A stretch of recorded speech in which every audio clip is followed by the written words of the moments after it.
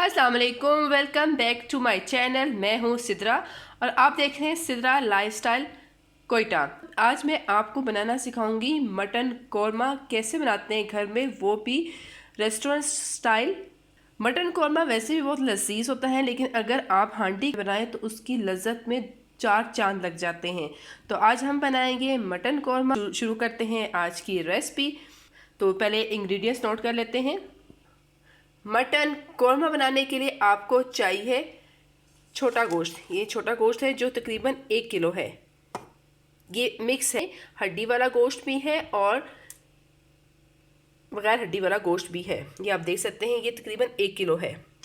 इसको मैंने अच्छी तरह वॉश कर लिया है, धो लिया है और उसके बाद मैंने इसको छाननी में डाल दिया है ताकि उसको जो पानी जो एक्स्ट्रा है वो निकल जाए। तो ये 1 किलो मटन है हमारा। इसके बाद हमें चाहिए, ये वो अहम इंग्रेडिएंट्स हैं जिससे हम बनाएंगे लजीज मटन कौरमा। तो ये है लेमन। ये हमें 2 से 3 अदद चाहिए। 2 अदद तो लेमन हम सालन में डालेंगे और 1 अदद हम इसको गार्निश करने के लिए रखेंगे। इसके बाद हमें चाहिए, ये है अदरक कटा हुआ, तकरीबन 2 बड़े खाने के चम्मच है ये अदरक कटा हुआ।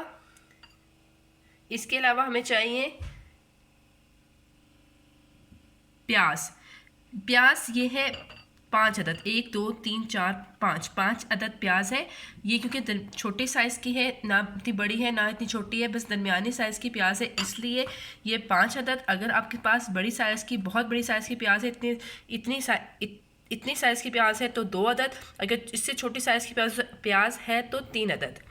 इसके अलावा हमें चाहिए टमाटर 4 अदद।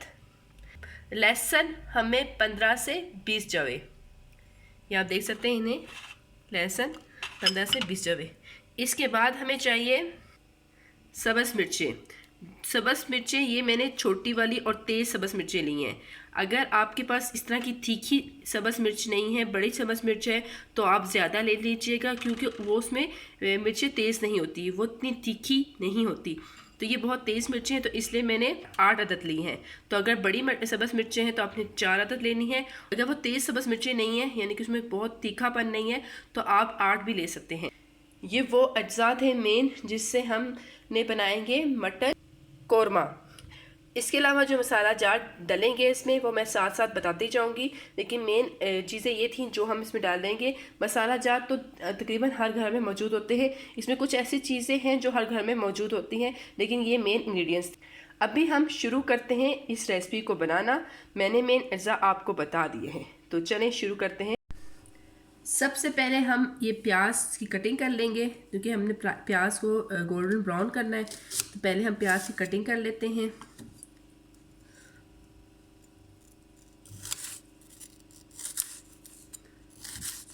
जल्दी क्योंकि प्याज अगर कटे हुए हों तो काम आसान हो जाता है, लेकिन मैंने आपको दिखाने के लिए कि मैंने इसको ब्राउन करना था, इसलिए मैं आपके सामने इसकी कटिंग कर रही हूँ।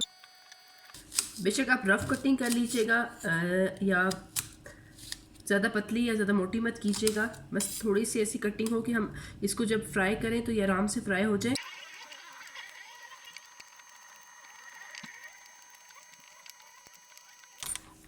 ये आप देख सकते हैं सारे प्याज कट चुके हैं। अब देखते हैं नेक्स्ट स्टेप इसका क्या होता है। प्याज की अच्छी तरह मैंने कटिंग कर ली है। ज़्यादा बारीक भी नहीं करने, ज़्यादा मोटे भी नहीं करने, बस रफ स्टाइल में इतने या इसे थोड़े मोटे कर लीजिएगा, इस तरह के प्याज कटिंग कर लेनी है। अब नेक्स्ट स्टेप देखते हैं। ये आप देख सकते हैं मैंने पानी एक देगची में उबलने के लिए रख दिया है और दूसरे स्टोव पे या दूसरी तरफ हमने ऑयल गर्म किया हुआ है, क्योंकि हमने गोल्डन ब्राउन प्याज फ्राई करने हैं। और जब भी आपने देखा होगा बाज़ार में जो गोल्डन प्याज फ्राई किए जाते हैं, उसका मेथड यही है। तो ये आपके पास दूसरी रेसिपी आ गई। अगर आप अपने घर में गोल्डन ब्राउन प्याज फ्राई करके रखना चाहते हैं तो इससे अच्छी रेसिपी कोई हो ही नहीं सकती।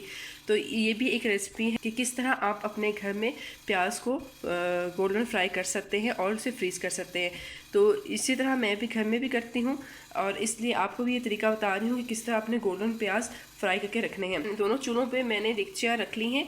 जैसे ही इसका पानी उबलता है तो मैं आपको बताती हूँ कि क्या करना है। और दूसरी तरफ ऑयल गर्म हो रहा है, तो ऑयल जो है वो मिड आंच पे गर्म हो रहा है, जबकि जो पानी है वो तेज़ आंच में गर्म हो रहा है। तो पहले इसको अच्छी तरह उबलने देते हैं। इसके बाद मैं बताती हूँ कि प्याज़ों के साथ क्या करना है कि आपके प्याज गोल्डन फ्राई भी हो जाए और आप उसको देर तक अपने घर में फ्रीज़ भी कर सके।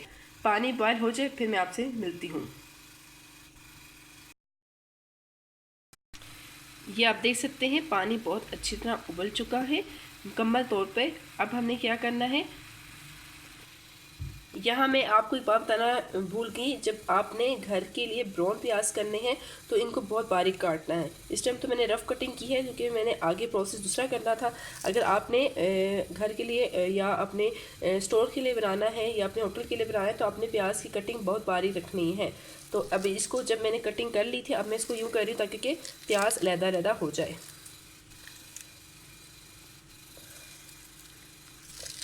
ये देखिए मैं इस तरह कर रही हूँ ताकि प्याज लहदा हो जाए। ये देख सकते हैं प्याज लहदा हो चुका है। अब मैं इस सारे प्याज को हाथ की मदद से पानी में डाल दूंगी। इसी तरह आपने घर के लिए जो प्याज बनाने हैं, जो ब्राउन किए बाज़ार में मिलते हैं, उनकी कटिंग बहुत बारीक होती है। आप उस तरह कटिंग करके भी प्याज को इसी तरह पानी में डाल दीजिएगा। देखिए पानी उबला हुआ होना चाहिए। इस तरह डालना है आपने सारा प्याज। इसको 3 मिनट तक, यानी कि आपने 3 मिनट तक इसी तरह उबलने देना है।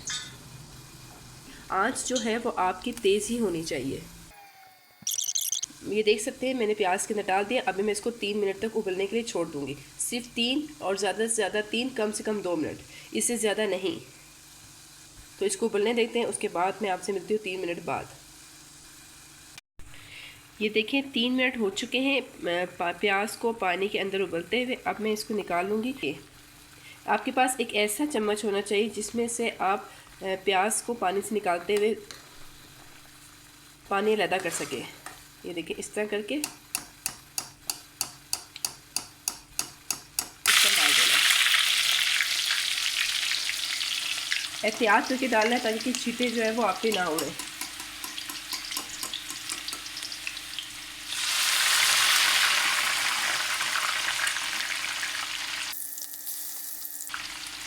सारा प्याज इसी तरह इसमें डाल देने और इसको फ्राई कर लेना। मैं सारे प्याज इसमें डाल देती हूँ।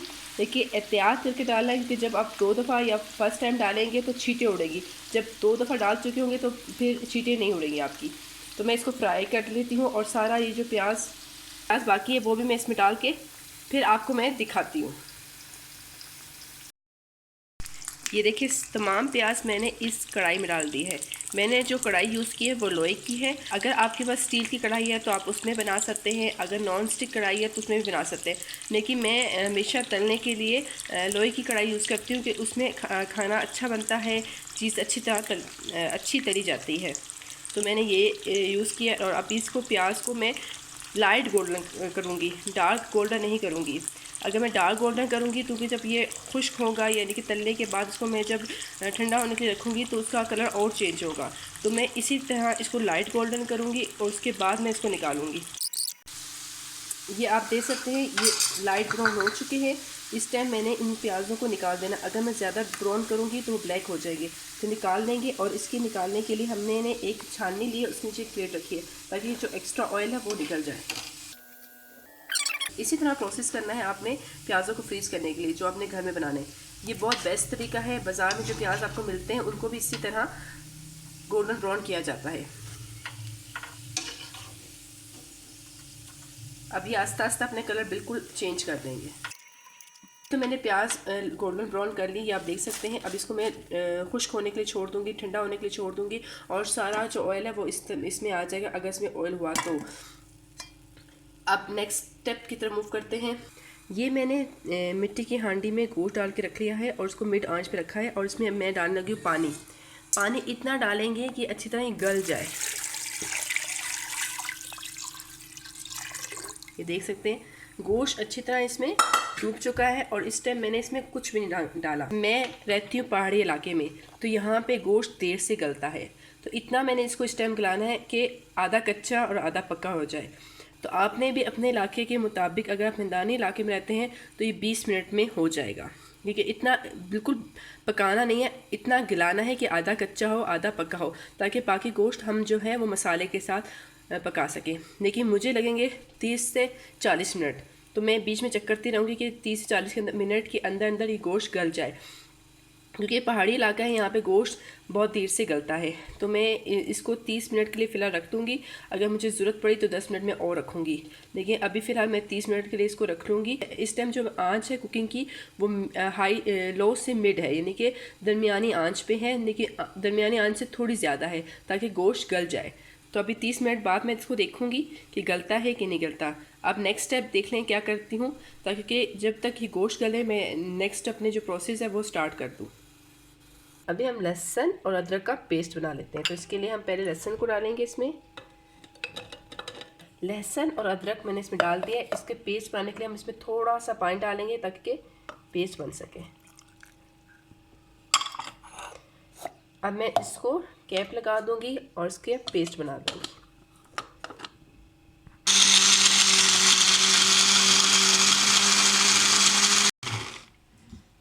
पेस्ट बन चुका है, अब मैं इसको निकाल लेती हूँ अलग बर्तन में। मेरा लहसुन का पेस्ट बन गया है। अब मैं टमाटर और सब्ज़ मिर्चों का अलग पेस्ट बना लूँगी।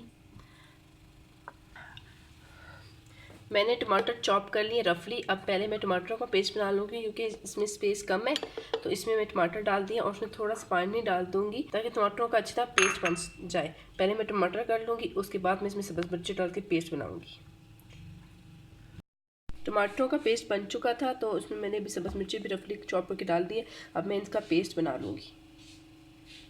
टमाटरों का और मिर्चों का पेस्ट बन गया। अब मैं इसे निकाल लूँगी। तकरीबन 30 मिनट हो चुके हैं मुझे। आप लोगों को या तो 15 मिनट लगेंगे या 20 मिनट लगेंगे अगर आप मैदानी इलाके में रहते हैं। अगर आप पहाड़ी इलाके में रहते हैं तो 30 मिनट में गोश्त आधा कच्चा और आधा पक्का गल जाता है, जब आपकी आंच मिड होती है। तो मैं चेक कर लेती हूँ और आपको दिखा देती हूँ कि गोश्त कितना गला है कितना नहीं। ये देख सकते हैं आप, गोश्त की शक्ल चेंज हो चुकी है, गोश्त थोड़ा सा गल चुका है और थोड़ा नहीं गला। तो अब मज़ीद जो गलाना है वो हम इसको मसाले के साथ गलाएंगे। और ये थोड़ा चर्बी वाला भी गोश्त था, देखिए घी खुद ऑटोमेटिकली भी इसके अंदर है पानी के अंदर। तो अभी इस टाइम हम इसमें मसाले जात डाल देंगे ताकि गोश्त जो मज़ीद गलना है वो मसाले के साथ गले। मसाले में हमारे पास है मिर्चें, हल्दी, नमक, सूखा धनिया, गरम मसाला। 1 चम्मच हम इसमें डाल देंगे लाल मिर्चें खाने की,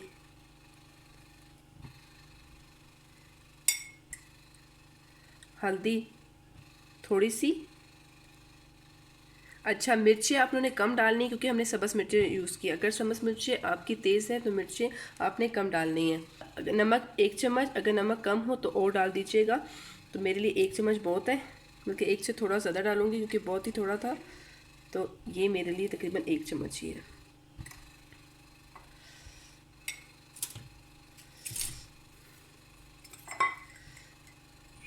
एक खाने का चम्मच गरम मसाला,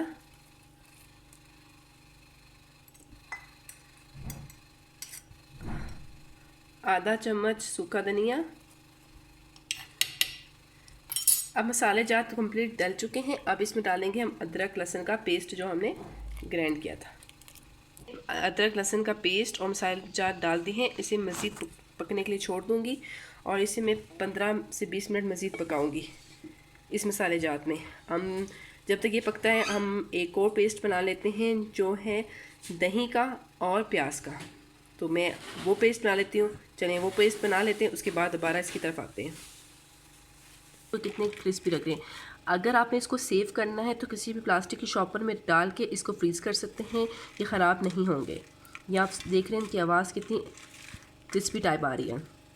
अच्छा, मैं दही का बताना भूल गई थी आप लोगों को। ये आधा किलो दही है जो प्याज के साथ हम मिक्स करके मिक्सचर बनाएंगे इसका। टमाटरों का पेस्ट अलहदा बना चुकी हूँ जिसमें टमाटर और सब्ज़ मिर्चें थी, ताकि कि हमने जिस तरीके से हमें बाज़ार में मटन कौरमा मिलता है उसी तरीके से मैं आपको बता रही हूँ।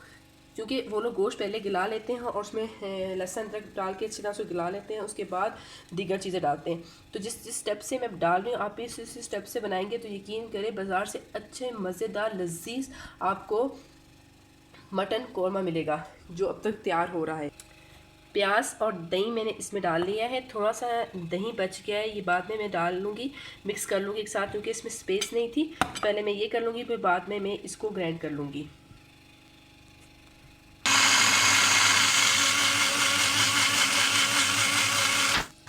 मज़ीद जो दही इसमें बचा हुआ था वो दही मैंने इसमें डाल दिया, अब मैं इसको मिक्स कर लूँगी।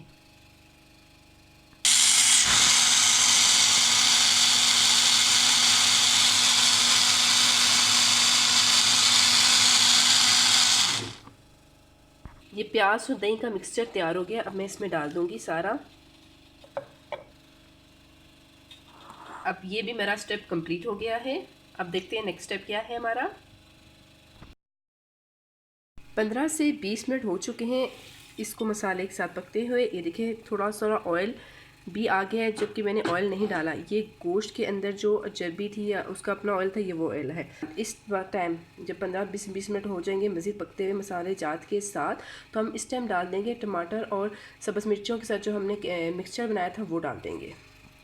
ये है वो मिक्सचर जो हमने ग्राइंड किया हुआ था, अब ये उसमें इस वक्त चला जाएगा। अब चम्मच की मदद से मैं इनको अच्छी तरह मिक्स कर लूँ और 10 से 15 मिनट तक मैं इसको इसी तरह भूनती रहूँगी वक्फे से। और आंच मेरी वही है, मिड से थोड़ी सी हाई है, लेकिन हमारे यहाँ सर्दियों के सीज़न में गैस कम हो जाती है, तो मैंने फुल की हुई है ताकि गैस जो है वो तेज़ हो जाए और अच्छी तरह पक जाए। लेकिन अगर आप इसको गर्मियों में ट्राई कर रहे हैं तो मिड से थोड़ी सी आंच तेज़ रखेगा, लेकिन सर्दियों के सीज़न में गैस नहीं होती, तो इसलिए मैंने फुल आंच पे रखा हुआ है और उसके बावजूद भी ये काफ़ी टाइम ले रहा है पकते हुए।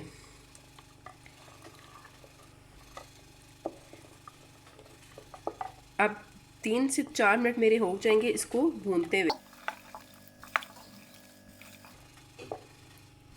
3 से 4 मिनट बाद मैं अब इसमें ऑयल डालूंगी। आप घी भी डाल सकते हैं, मैं ऑयल डालूंगी।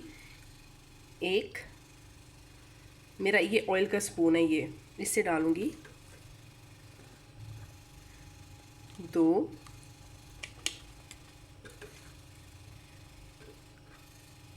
3,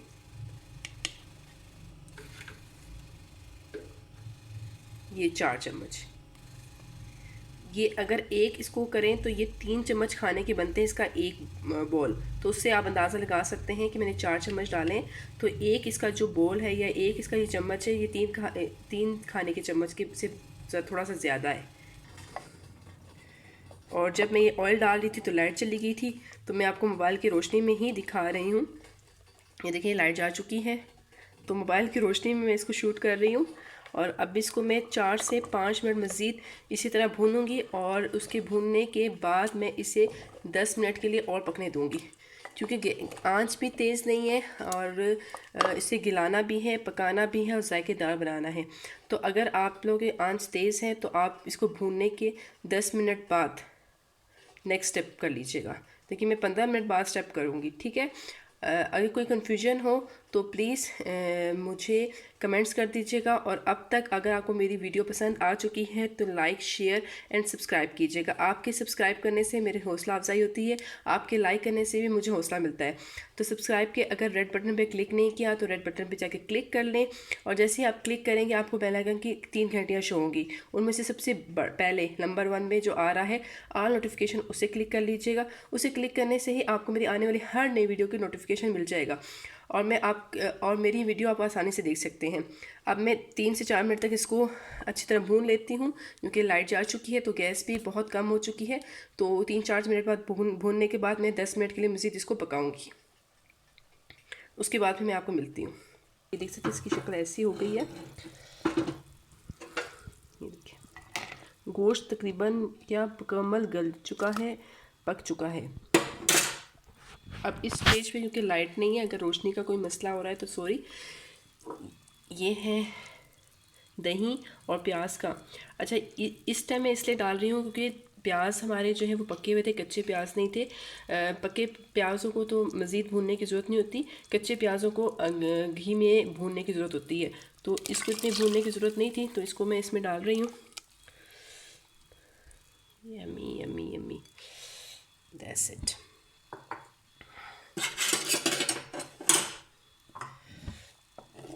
ये देखें,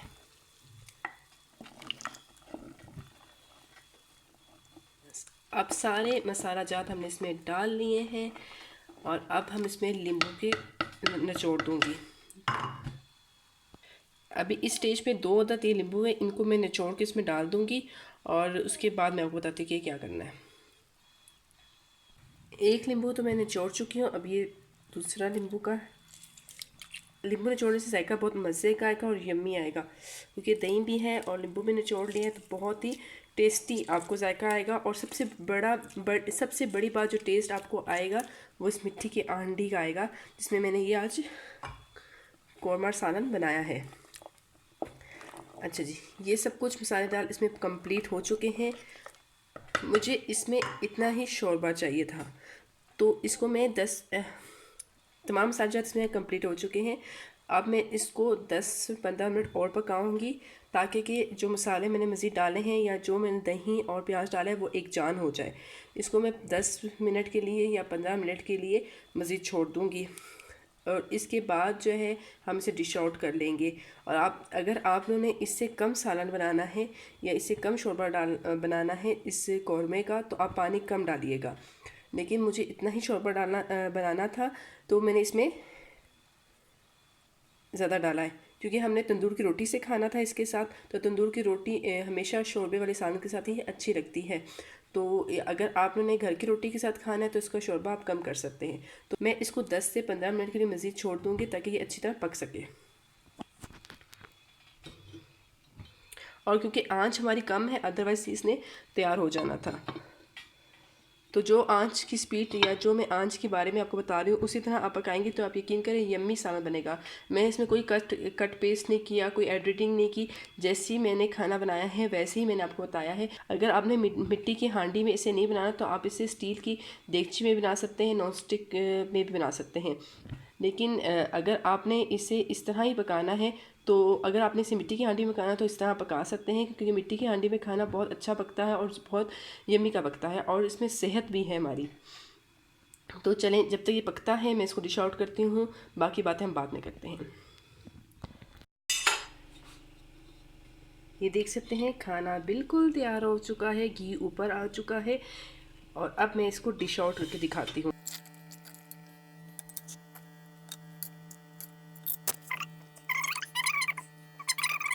अदरक बारीक काट लिया है, लेमन है और ये है धनिया और ये कुछ सब्ज़ मिर्ची हैं।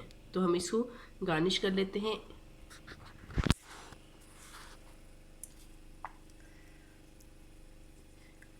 रेस्टोरेंट में खाने का इसलिए मज़ा आता है कि वो आपको हर चीज़ प्रॉपर तरीके से गार्निश करके देते हैं। तो अगर हम ये चीज़ें घर में भी कर लें तो खाने का जो लुत्फ़ है ना वो दुबाला हो जाएगा। और उम्मीद करती हूँ कि आपको मेरी आज की वीडियो पसंद आई होगी। पसंद आई है तो लाइक ज़रूर कीजिएगा और अपने प्यारों से मेरी वीडियो शेयर कीजिएगा। आपके एक लाइक से मेरी हौसला अफजाई होती है, तो प्लीज़ मेरी वीडियो को लाइक ज़रूर कीजिएगा। और अगर सब्सक्राइब नहीं किया तो सब्सक्राइब करें, ताकि कि जितने लोग सब्सक्राइब करेंगे उतना ही मेरा हौसला बढ़ेगा कि इतने लोग मुझे फॉलो करते हैं। मैं और अच्छी कोशिश करूँगी वीडियो बनाने की।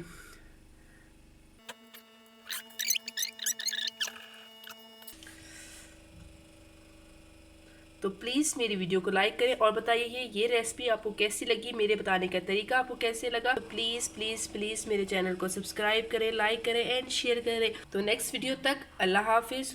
उम्मीद करती हूँ ये वीडियो बहुत अच्छी लगी होगी। तो please like and share and subscribe. अल्लाह हाफिज़।